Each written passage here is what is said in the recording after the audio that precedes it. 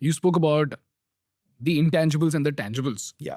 If you were to look at Kapil Dev in hindsight, what were those tangibles which made him so special? Because this generation doesn't realize how special Kapil Dev was, because my father just doesn't stop talking about him. And no matter how many clips come up on YouTube, he would click on Kapil Dev's YouTube video, and he would watch all the interviews. I said, "You watched this 1,000 times." Yeah. But he would still watch it because he always used to tell me that just like today, you think Dhoni is a very big deal. 3 generations later, it would be difficult for that generation to comprehend what a mighty force Dhoni was. Yeah. Just like that, today, it is very difficult for you to comprehend what a mighty force Kapil Dev was. Yeah. And he said that the greatest injustice that has been done to Kapil Dev is that his best innings did not get recorded. Yeah, man. Shocking. And he said that today you've got all this name and fame, you've got social proof, you've got money coming in. But then back then, you had no social proof.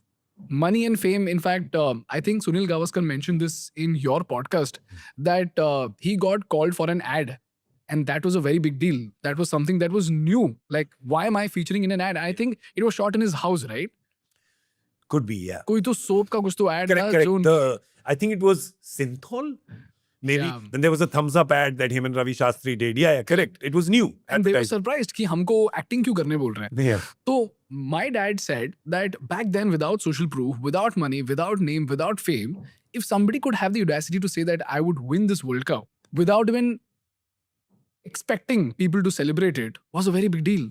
So, Yeah. and because you've seen the game with such a close-up perspective, can you tell me what were those tangibles of Kapil Dev? My father would be very happy. Yeah. There is, it's great because what your father's pointed out actually leads to a very, very interesting observation, which is that we see all these, it's the numbers versus words kind of debate, right?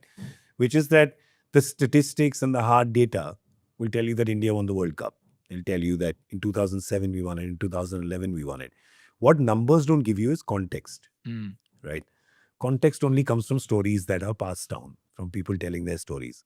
And I think that the cultural impact, the socio-economic impact of these wins, context is very important. Where was India at that point in time? Where was Indian cricket at that point in time? Where were people socio-economically at that point in time? Where were we in the world order at that point in time? All that context becomes really important, right? So today, when India wins the T20 World Cup, we really celebrated it because in 2024, because we won it after a long time. But now in 26, when we win the T20I World Cup, and it's great that you win a World Cup, it's not going to be unexpected at all. Correct. Right? It's about what is expected and what is unexpected. Now the boys go to play T20 cricket, you're like, "Arey, wo jeet ke hi aayenge." Right?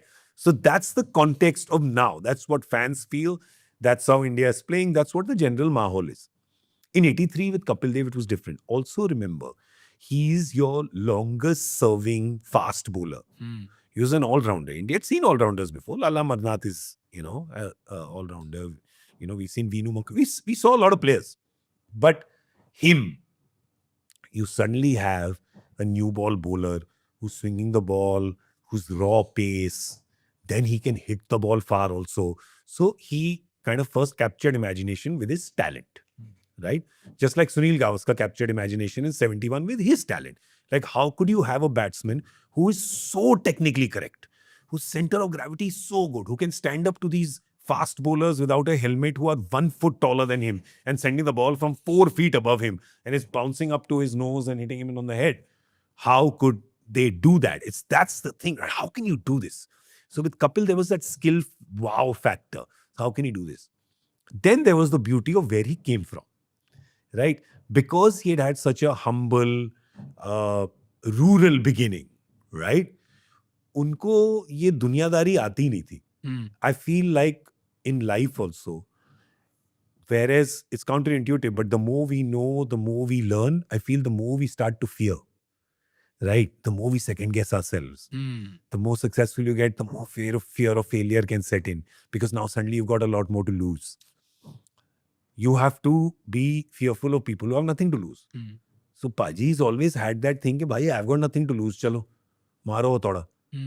And that's how he played his cricket, that's how he batted, that's how he bowled, and that's how he fielded. And That's how he trained. And then that's how he captained.